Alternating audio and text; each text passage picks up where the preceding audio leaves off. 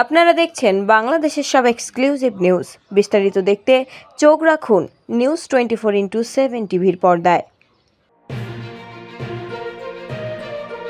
মাগুরা মোহাম্মদপুরে উপজেলা প্রশাসন ও দুর্যোগ ব্যবস্থাপনা বিভাগের আয়োজনে জাতীয় দুর্যোগ প্রস্তুতি দিবস উপলক্ষে র্যালি, আলোচনা সভা, ভূমিকম্প ও অগ্নিকাণ্ড বিষয়ক মহড়া অনুষ্ঠিত হয়েছে।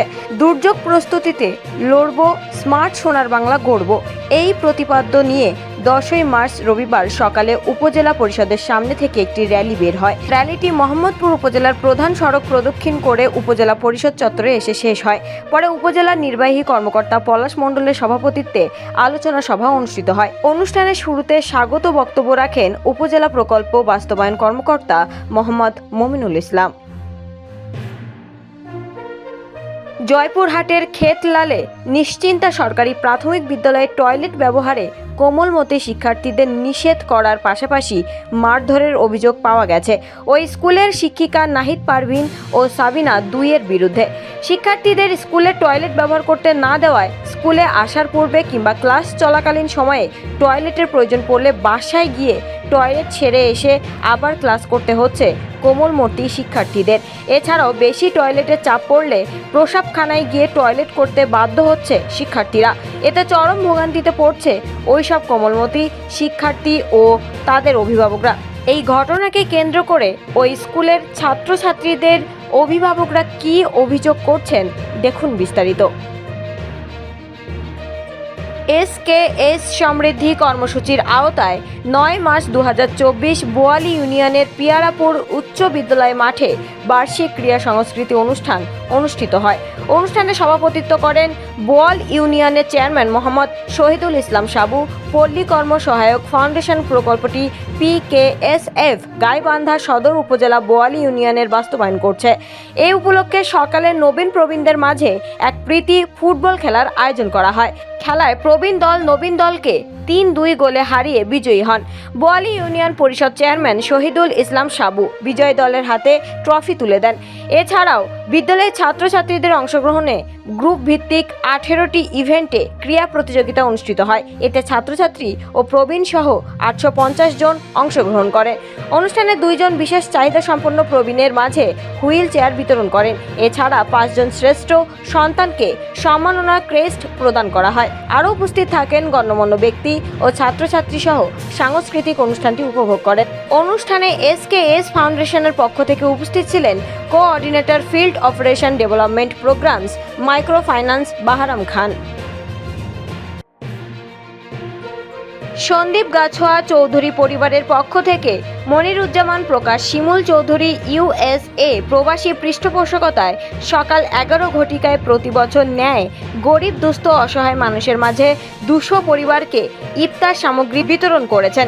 এই ইফতার প্রদানকালে উপস্থিত ছিলেন গাছোয়া ইউনিয়নের সাবেক মেম্বার মোহাম্মদ আলমগীর, ডিজিটাল ল্যাবের MD মোহাম্মদ মনির, সন্দ্বীপ উপজেলা যুবলীগের সহসভাপতি মোহাম্মদ ইসমাইল, গাছোয়া আওয়ামী লীগের যুগ্ম সাধারণ সম্পাদক সোয়াব উদ্দিন বকুল সহ অন্যান্য ব্যক্তিবর্গ। মনিরুজ্জামান শিমুল এর মধ্যে তিনি শীত বস্ত্র বিতরণ, ঈদ সামগ্রী, অসুস্থদের মাঝে চিকিৎসা সেবা, স্বাস্থ্য কমপ্লেক্স ল্যাবের জন্য অক্সিজেন ও বিভিন্ন চিকিৎসা সামগ্রী, ক্রীড়াপ্রেমীদের মাঝে ক্রীড়া সামগ্রী বিতরণ করেন।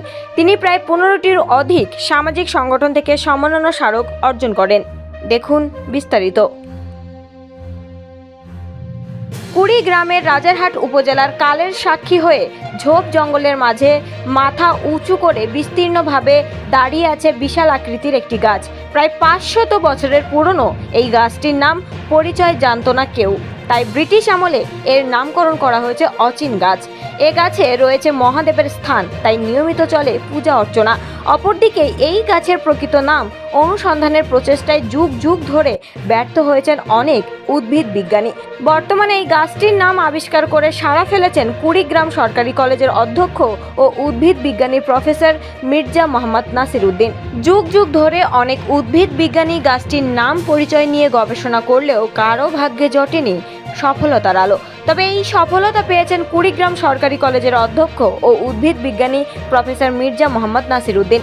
তিনি 2012 খ্রিস্টাব্দ থেকে 2021 খ্রিস্টাব্দ পর্যন্ত প্রায় 10 বছর গবেষণার ফলে আবিষ্কার করেছেন উদ্ভিদটির পরিবার ও বৈজ্ঞানিক নাম।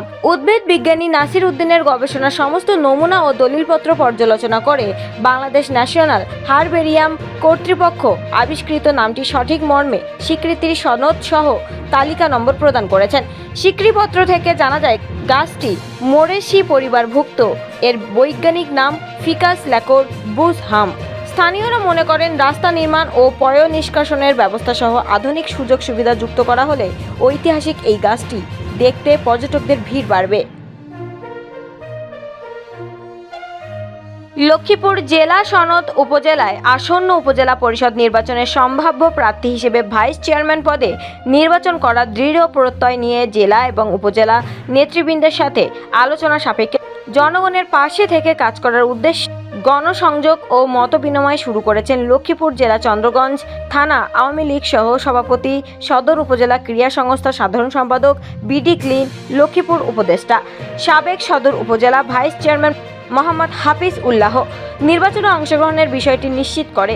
তিনি সাংবাদিকদের কাছে বলেন, মাননীয় প্রধানমন্ত্রী জননেত্রী শেখ হাসিনার দূরদর্শিতার কারণে ধারাবাহিক উন্নয়নের অগ্রযাত্রাকে মাথায় রেখে সদর উপজেলার মানুষের পাশে থেকে উন্নয়নের অগ্রযাত্রাকে আরও বেগবান করার লক্ষ্যে কাজ করার ব্রত নিয়ে থাকতে আগ্রহ প্রকাশ করেন।